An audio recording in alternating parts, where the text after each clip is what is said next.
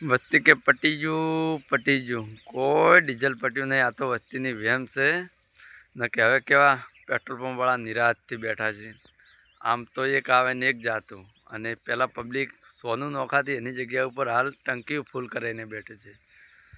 તો મિત્રો, આટલી બધી ધક્કામુક્કી ના કરાવરાય, આરામથી જાઓ। કેમ કે સોશિયલ મીડિયા અથવા અધિકારીઓ પણ જગ જાહેર કહી રહ્યા છે કે આપની જોડે પેટ્રોલ ડીઝલ બહુ સ્ટોક છે, છતાં પણ પબ્લિક નથી માનતી। પબ્લિકને ટ્રાફિક કરવાની મજા આવે છે, એટલે આટલી બધી ટ્રાફિક કરી રહી છે। તો મિત્રો, ધક્કામુક્કી નથી કરો, કેમ કે આપણી જોડે સ્ટોક ઘણો છે।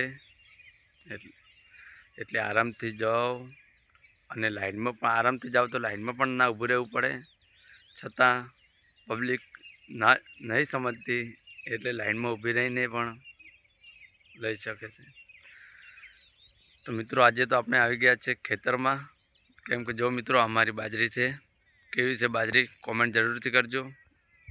અને આ મિત્રો બે પાણીના ઘઉં કેવા છે જોઈ લો, કેમ કે બીજા તો ઘઉં ઘણા બધા હતા, બધાએ વાઢી રહ્યા છે, હાલ વાઢવાનું પણ ચાલુ જ છે।